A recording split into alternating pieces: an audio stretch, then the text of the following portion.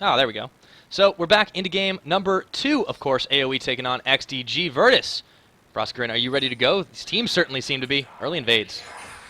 Yeah, there's already an invade. Dark Binding.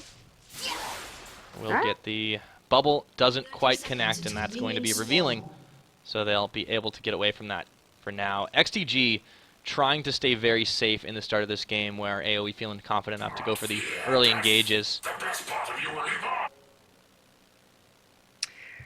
I like the power spikes though from XDG. The fact that they have more of a late game oriented team comp, obviously Kog'Maw, Orianna, Aurelia, things like that, and then they have Rengar as far as that early mid game. And they're playing for the sustained game too. You see the flash coming out for Wesley, and this means that they're going to try and play it very safe until they hit that late game spike, which I think is a very smart choice, because they can take 5v5s at the end of the game. They'll have a giant cog. The only big playmaker early game that has to come out, I think, is Proof. Yeah. Likewise, Liquid Anori on his side. Wolfsclaw, we always talk about how Lulu is a mid-bridge champion. She's very strong early, and then she bridges that power from that mid-game into the late game onto the AD carry, not necessarily herself. I think it's really smart from XCG here to have the composition they do, just because games tend to run longer with Area of Effect. So playing to the late game kind of solidifies your place there. I think so too. Onus definitely on AoE to try and make those plays earlier, so that's going to be more on Anori. However, he is just getting his farm on right now. There was a deep ward placed around the blue. They will have the timer on that one. Frostalicious trying to poke out Evan Elements, but he's taking more damage than he's giving right now. And I think they just have to play it a little safer. Whoa, Monosphere. Okay. Trade out with Wolf's Claw for a sec. The bully potential of Wolfsclaw, taking that Ignite too. Feeling very confident in himself. That is a kill-hungry Lulu. There's a lot of purple that's going to be spilled. That got really dark real fast. Just a little bit. I should write a novel. No more novels. Everything was purple. It's like a poem. In the top lane, though, I'm really curious to see who's going to come out on the winning end of that. If Aurelia is just going... If Wesley's mentality is just to kind of survive the lane and sit up there and, you know, become that Aurelia late, or if she's actually going to try to stop Mikasa. There's always the option, and they have Proof coming in to try and say something about that. Mikasa getting a little far forward. He should have a couple of escapes, and that's Dijurger on the Bola is coming in from Proof. They're getting the lockup, and this could be First Blood, forcing the flash away. Blade Surge up anyways, and they're still going forward. One hit from Dead. Can Proof or Dijurger finish it up? Looks like it's going to be Wesley, and they get it. What was exceptionally brilliant about that, because Maokai is so tanky, you saw initially Wesley actually just stunned them at full health because he had more HP, so he was able to get the stun as opposed to a slow. Yeah, that was the perfect timing, and it enabled just enough for Proof to come in, hit everything he needed to for that. So well-executed gank early on, and we talked about that's what the junglers need to be doing early. XCG makes the first move.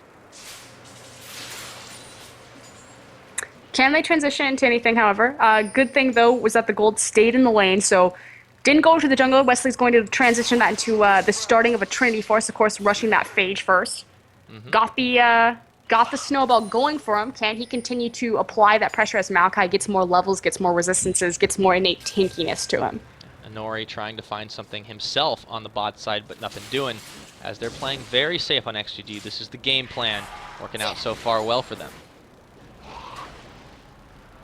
And likewise, unfortunately, Liquid Anori, he was taken very low. I don't know if you saw this in his jungle path when he was on white. He actually blinked to red. He had to make a very early back. Behind on jungle form, he will be able to catch up a little bit when Proof finally does make his back for purchase. But the fact that he's already behind on I know, right? He's already behind on jungle creeps and the assist gold.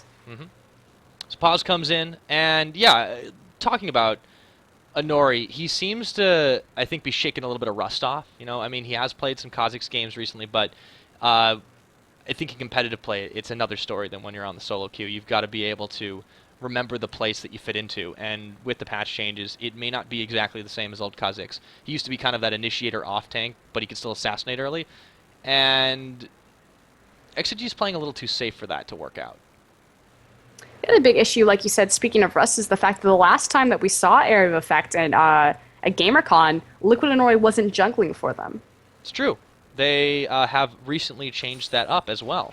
So Inori, known substitute, but they don't have their main going for it. This might be a couple of synergy problems, but they're not too far behind. 500 gold is not a really bad lead, or really hard to come back from lead, of course. So we might be making a mountain out of a molehill. However, Evan and Elements making the push on the bot side. Pressure is on for them to try and make something early of their power spikes that they'll hit inevitably before their counter pirates.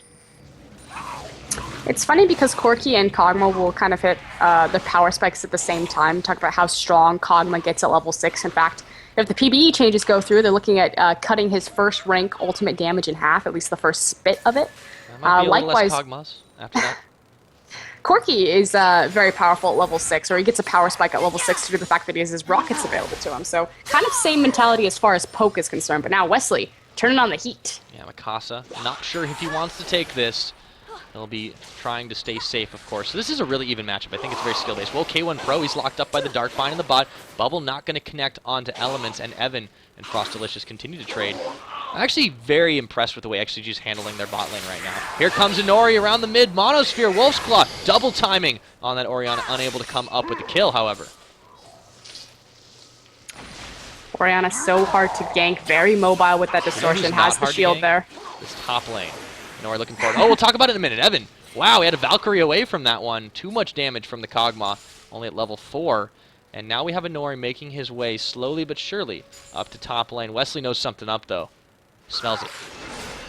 He also doesn't have much of a lane to gank on. He does see where Rengar is, so he sees Proof in that mid lane, knows that there's no threat of a counter gank. Will they go for the dive? They're going for it. That's the jump in, and that should be enough damage. Mikasa getting the kill. Take a few tower shots on the way out, but hashtag worth evening up the score. And effectively knowing that they could make those plays since they saw that Proof was mid and know that there was going to be no threat of Rengar showing up. So great read and response. All that off of Monosphere having to back away, so they managed to carry it through and pick up a kill. AoE, exactly what they needed to do. Pressure is on for Inori to make the plays early, and he managed to get it up, get the lane gold as well, so they even up in lane. And Mikasa has done a pretty good job sustaining against Wesley's Aurelia right now. That said, with Proof's short stint in that mid lane, of course he got the big wave there, really starting to make a difference in those CS numbers. And in the jungle, I mean, in the lane, you're like, oh, 10 CS, that's starting to become a bridge, but, you know, that's not insurmountable. In the jungle, that's a big thing because it's so much harder to get the CS because you're walking to the camp. So it's going to come down to strat choice, too. Proof is going for the Feral Flare as well. Likewise, look at the jungle wards from Proof here. Yeah. He wants that second not just him. rotation. AoE has a whole lot of wards in their inventory, emphasizing that quite a lot in the early game. And speaking of, let's see if they can see this one coming. Proof sitting in a bush waiting to go on to Mikasa, but reveals a little bit before Wesley was ready, and gank is foiled. He had his stealth available to him, so just chose out of that gank not to utilize the ultimate there. Probably wasn't, you know, fully committed that a kill was going to happen there. Yeah, that's the scare tactic. I'm going to show face, and then you're not going to be able to do anything. Now the blue buff steal is going to commence, while Proof is busy up at his own red buff. So this will be taken away, given over to Inori. And they could try to muscle through for a dragon on this one, but it's still very risky since they don't have any kills yet. Instead, they reset to lanes. The bigger issue, though, is that they didn't have enough knowledge to go for that. Obviously, they knew that he was going to be in that topside jungle, possibly making his way over near the wolf camp, but they didn't know if he had stayed up there, couldn't commit to that dragon, although looks like XGG are going to commit to the blue buff trade. Yeah, they didn't know that the other blue buff was taken, too, so it's just a nice, lucky timing for them, and they get in and get it just before Inorio. Wolf's Claw going for Proof. There's Mikasa around the side, and they transfer the buffs on over. Big Ball's going to land, but Monosphere is low. He goes down. It's a double kill for Wolf's Claw. Nice turnaround from AoE, grabbing themselves buffs back. And effectively, it was a 3v3, but you have to think area of effects 3v3 and those particular champions. The strength of their composition is on Orianna and it's on Kog'Maw. They also, you know, ramp up really hard into the late game, but Maokai, terrifying in skirmishes. The burst damage from even this what people would say the weaker Kha'Zix from, you know, historic. Yeah, and this, I think it just came up better for them because Wesley couldn't get involved as soon as Mikasa could, and they managed to get themselves a dragon off of that. They managed to open up a little bit more map control by getting the wards down, and the stealing of the buffs will set Proof behind just a little bit, and it'll also make Monosphere's life more difficult. Absolutely right about that. Got the global buff swing, so good job. It was funny too because they got the fight on the blue buff and then immediately ran across map. Yeah. Proof looking to even the odds right now. Soul Shackle's coming out. Elements sticking it in the area. There is going to be the knock-up and lock-up. Elements going down to Frostalicious. Proof is burning on the Ignite, and they get 1 kill for none. Mono and Wolf's Claw, though, chasing each other through the jungle. We talked about this in Champion Select, the power of Rengar and Kha'Zix, especially for the ganks in that bot lane, being able to stealth through the back of it, although, hold up a second, Wesley hello, might be in a Wesley. little There's bit the of trouble. twisted advance into the Maelstrom. Dijurger, get out of there. Mikasa says, this is my lane. I would say he's playing with fire, but he's playing with a tree. He's playing with soccer balls. I feel like it's in bad taste. Oh, Mono. Hello. That's the wild growth. Ball's going to collect and connect, but that is not enough. Wolf's Claw getting himself his 3rd kill of the game. Inori doing a really good job at setting these up. Area of Effect has done a really nice job across the board as well, kind of transitioning their early gold advantage into vision to snowball their power spike as far as, gaining those extra levels. And Like, now look at the towers. pink wards and the warding across that blue jungle side. That's all because they're able to find these early picks on the blue buff, transitioning that into Dragon and then spinning that gold effectively. And they haven't been taken out either. XDG just not able to keep up in that department. And Proof, because he's chosen to go for the Pharaoh Flare path, is more committed to doing this jungle route. And I think they're getting burned for it. It's more committed to those lucidity boots. Yeah, early cooldowns. Need those resets. Gotta move fast. Tier 2 boots, right at the gate. Speaking of Tier 2 boots, Tier 5 on Inori. He's a fast bug. Oh yeah, he is. He's got his Lizard Elder. We'll see if he goes tanky or if he goes damage from here on out. Again, he does have the quintessential tank currently in the meta in that top lane. They've also got the superficial tankiness of Lulu with the wild growth and her help pick shields. Yeah, Evan is really well protected this game if they even need it. K1 Pro going to find Elements, however. Triple team, triple time. Elements, is he going to go down, dodging out of the skill shots, but he's going to fall down anyways. Teleport in. It's a 2v3. There's K1 Pro spending his ultimate. XDG Proof coming in. And there's Wesley. They're going for the 5-man here. Mikasa target of focus. However, this could turn bad. Mikasa taking off all the damage. Inori coming in. AoE looking to even the score. Wild growth. That's a lot of damage. Mikasa gets Proof around the side. K1 is going to get locked up and knocked up. That is another kill. They're going for K1 Pro. They end up trading Mikasa's life, but managed to get themselves a double and now a triple kill. And Nori coming up big. That was entirely on Mikasa. What a brave tree. He effectively W'd into 4 people, but hold on a second. It's not done yet. Yeah, that was Mikasa going Oh, hero mode. wait a second. Hello, Frostalicious. He could go down, and Nori taking tower shots. Way too many. That's Frostalicious getting himself a kill. Overcommittal. And Evan RL was not quite in position to make that happen. Far too overzealous. Didn't help that Wolf's Claw. Actually, he does have a lot of mana. I was going to say, I don't know how much mana he would have after that fight. I had to pan up and look at him. I think they got a little greedy big at the end players of of it. that team fight, though. We talked about the synergy of the wild growth and the bug. And then Mikasa coming up huge. Maokai, I cannot believe he's gotten through back-to-back. Red team's turret has Yep. been destroyed. They do get a turret out of all that. So, yeah, all that comes down to is AoE just recognizing how much sustain Mikasa has. It takes them ages to wear down the tree.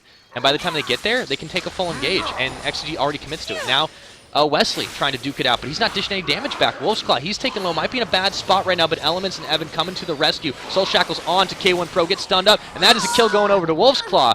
5-0 Lulu this game. Hello, carry.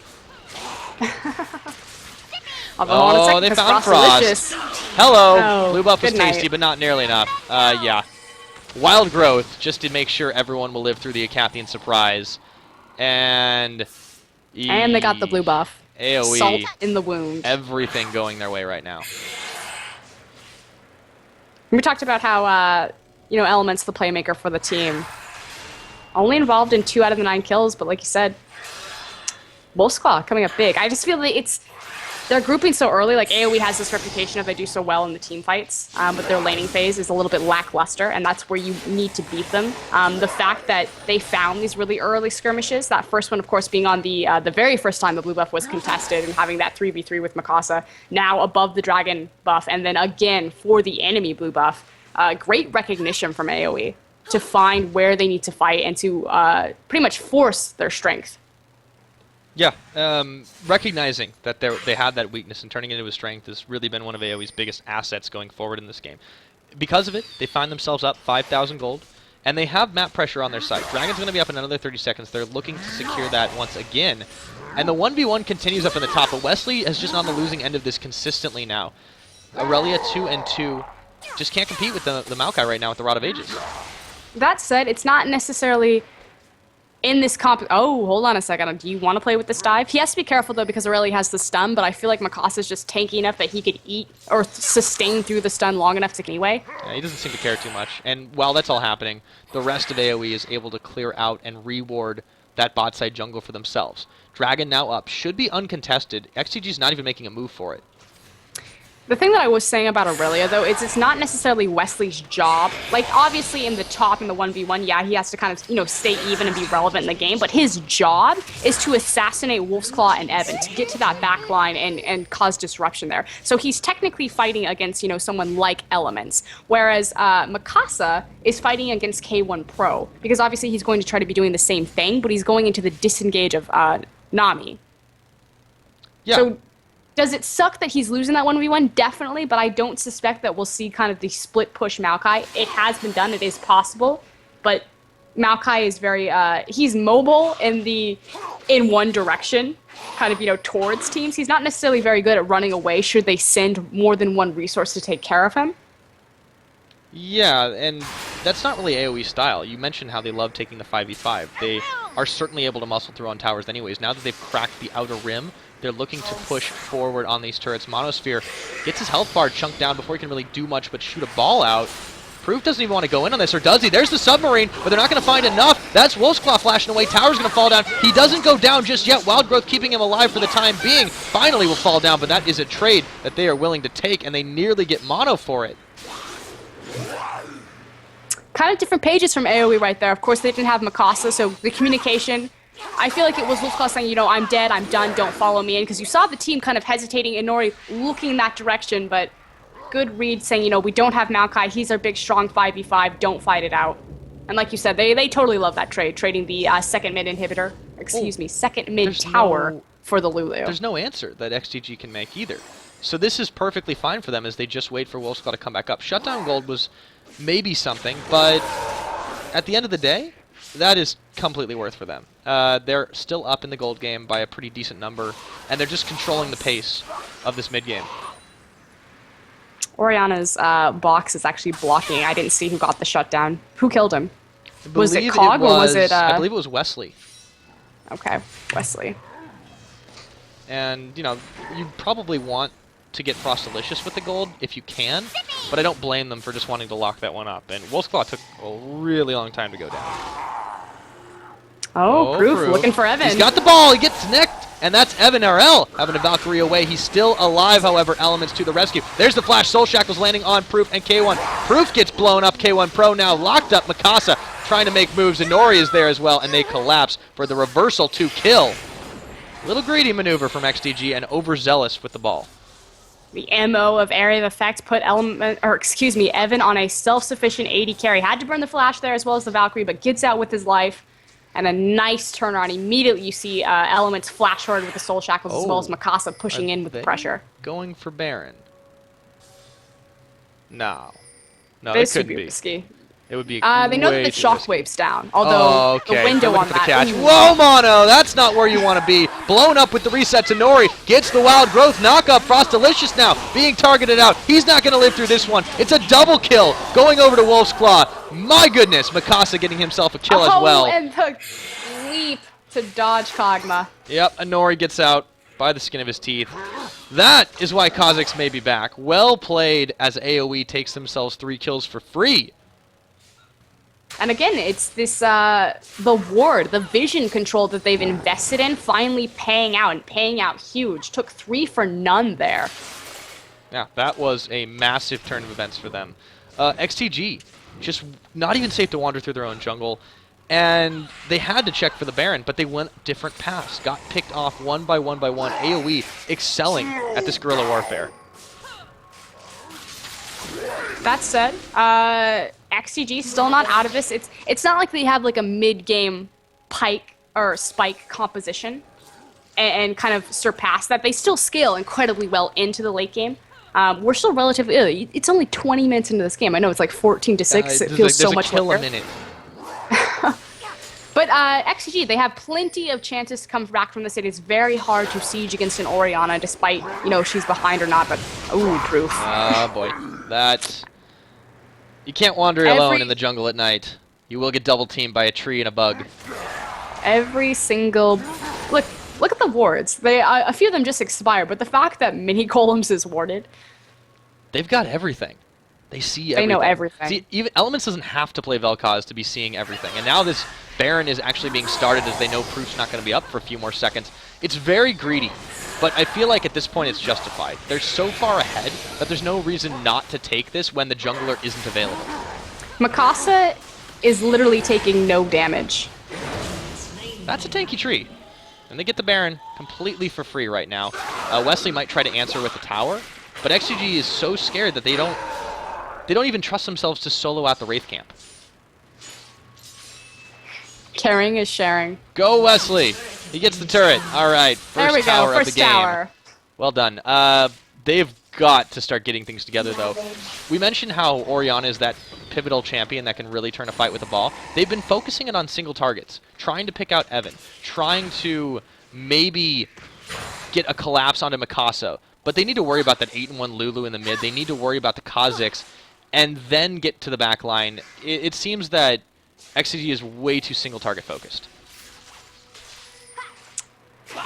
That said, I mean, we haven't really seen AoE. It's still really early in the game. Like, I cannot emphasize this enough. Although, 10k gold lead at 20 minutes is pretty daunting. It's now about, can Area of Effect break the inhibitor line with this Baron? Or is this just going to be extra gold for them and maybe a few, side-picking towers? Yeah. We talk about, the wombo combo potential of XCG is still there. The fact that they do have the Summering Comp still available.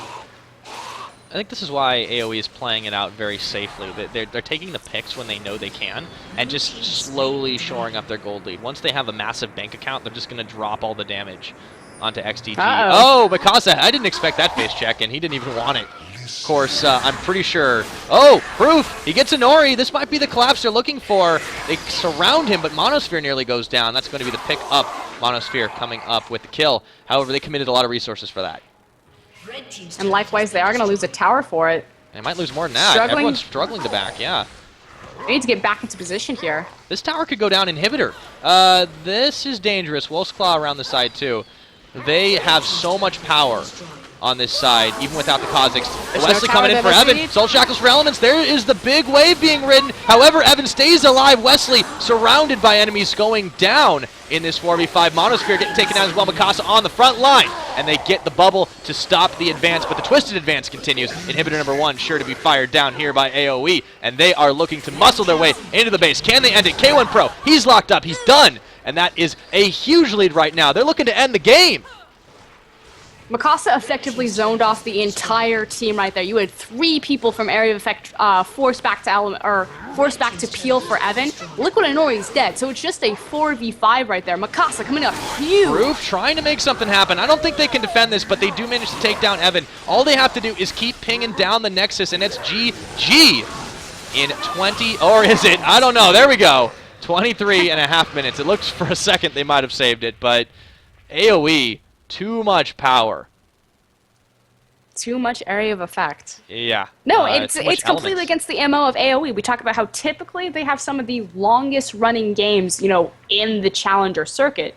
It's all about the team fight for them, but they grouped up, they found the skirmishes that they wanted, they grouped up into the team fights, they recognized their snowball and their power, and they forced that really early. Wolf's Claw, 9-1-7 on that Lulu.